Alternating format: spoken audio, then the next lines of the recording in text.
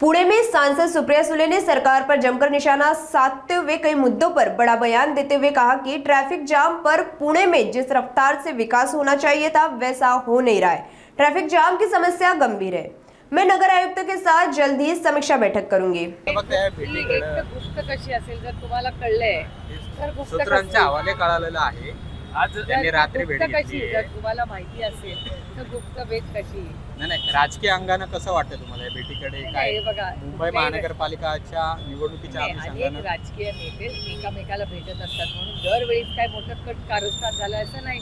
अनेक लोकांचे वैयक्तिक संबंधी असतात त्याच्यामुळे का भेट झाली आपल्याला कसं माहित नाही।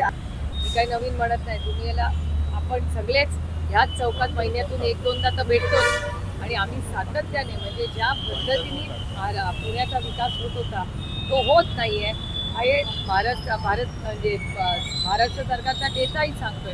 जे हिंजवडीच्या प्रश्नासाठी दर 15 दिवसांनी मी मीटिंग घेते तरी प्रश्न सुटतच नाहीये कारण का प्रशासनाने ज्या पद्धतीने जे निर्णय घेतला पाहिजे दुर्दैवाने ते घेतले जात नाही। त्यामुळे सातत्याने हे महाराष्ट्र सरकारचं अपयश आणि अर्बन प्लॅनिंगमध्ये कसं पूर्णपणे विस्कळीतपणा आलेला आहे हे याच्यातून दिसतं। काही आधी भुजबळांचा प्रश्न आहे असेल ना तो त्यांचा अर्थ एका सशक्त लोकशाहीमध्ये कोणी कुठे जायचं आणि कोण डिझाईन बॉक्स मला माहिती पण नाही तुमच्याकडून माहिती मला माहिती नाही ग्रस्त म्हणजे हे डिझाईन बॉक्स काय आहे हे कंपनी असेल बाबा मला नाही माहिती पण म्हणजे मला याची काय माहिती नाही पण एका सशक्त लोकशाहीमध्ये कोणी कुठे जात असेल तर त्याचं तुम्ही उलट स्वागत केलं पाहिजे।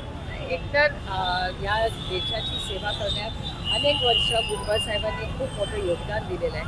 आज ते त्यांना एक योग्य वाटतं त्या प्रश्नासाठी ते लढा देत आहेत आणि मला नाही वाटत भुजबळ साहेब कुणाला घाबरण्यापैकी आहे। त्याच्यामुळे मला वाटत नाही की याच्यातून काही भुजबळ साहेबांना काही भीती दाखवायची किंवा काही असं कट कारस्थान नाही। कोर्टाने काय निर्णय घेतला आहे ऑर्डर वाचल्याशिवाय बोलणं योग्य राहणार कारण हे दुर्दैव आहे की ज्या भारतामध्ये भारतरत्न डॉक्टर बाबासाहेब आंबेडकरांच्या प्रयत्नातून एक अतिशय उत्तम संविधान दिलं आणि त्या संविधानामध्ये प्रत्येकाला एकच मत हा अधिकार बाबासाहेबांनी आपल्याला सगळ्यांना दिला पण आता जे दिसतंय त्याच्यात एकाला 6 मतं पण दिलेली आहे। त्यामुळे हे जे नवीन चाललेलं आहे हे दुर्दैवी आहे आणि तंत्रज्ञानाच्या काळात म्हणजे आपण सगळ्यांनी एक फॉर्म भरला तर आपली 0.01 काही चूक झाली किंवा शेतकऱ्यांनी कर्जमाफीचा फॉर्म भरला तर 1 मिनिटात तो रिजेक्ट होतो।